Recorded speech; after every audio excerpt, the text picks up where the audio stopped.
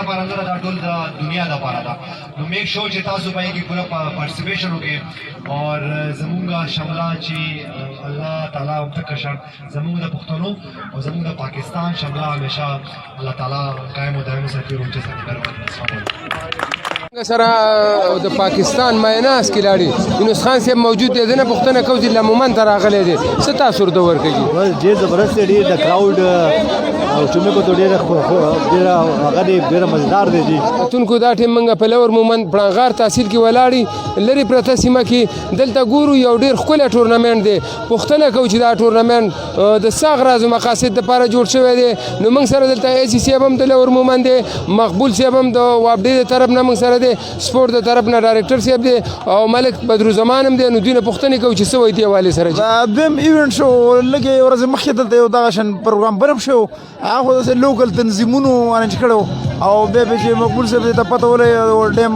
حکام وتا هغوی به دلچسپي واخیسته هغوی رنګ یې دوباره کو بیا چې هغوی دا ولیدل نو یاره دې مونږ به یو بل هم کوو دا هغوی په خپل دغه باندې وکړو دې ځل پروګرام لږه تقریبا دوی ارینجمنټ کړی هغه موږ سره ملک صاحب ویلي چې د وابډې والا مقبول صاحب دلې د ارینجمنټ کړی ډېره ښه خبره ده دلته مومندې هم روان دی ډېره ترقي به میلاو شي موږ سره مقبول صاحب ولاړ دی چې څه وایي دې حوالې سره چې د علاقې ترقۍ لپاره دا ډېر ضروري دی چې خلکو کې ریکریشنل اکټیویټیز وي نو په دې اړخ کې بیا محمد ډیم پروجیکټ ضلعي انتظامیہ اور سپورٹس ڈپارٹمنٹ مشترکہ طور نے دا کہ د میچ انتظاموں کو خلکو کې نور د شعور پیدا شي او نور زیات ډیولپمنٹ طرف ته راشي مننه څنګه چې مقبول صاحب ویلي چې زمونږ د خلکو کې اویرنس دی خو دلته چې موږ دا سټیډیم وینو نو دا سټیډیم له ګران شانته ښکاري موږ سره سپورټس منیجر ولاړ دی څه وایي دې حوالې سره جي ډیره مننه جی تاسو شکریا څنګه تاسو ګورئ په پلان غار کې ډیره ښکلې یو میله لګېدلې ده ټورنمنټ شروع دی د دې فائنل دی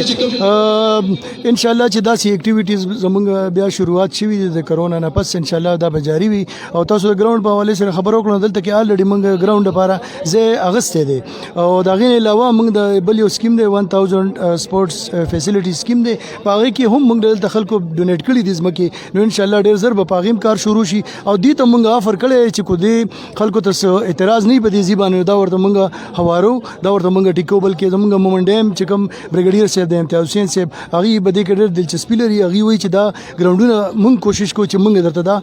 هموار کو د کېل کود لپاره جوړ کو درته څنګه چې سپورټس منیجر صاحب ویلي چې موږ دلته ګراوند دغه شروع کړی دی خو موږ سره ایډیشنل اسسټنټ کمشنر لور مومن شکیل خان موجود دی دنه پوښتنه کوو ډېر ښکلی پروګرام دی ډېر ښکلی ټورنمنټ دی څه وایي دوی دې حوالې سره جي بسم الله الرحمن الرحیم ډېره مننه شاکر صاحب تاسو دلته راغلئ تاسو ډېره مننه سره تاسو ټول د پته ده چې ډېر ښکلی پروګرام ارګنایز شوی دی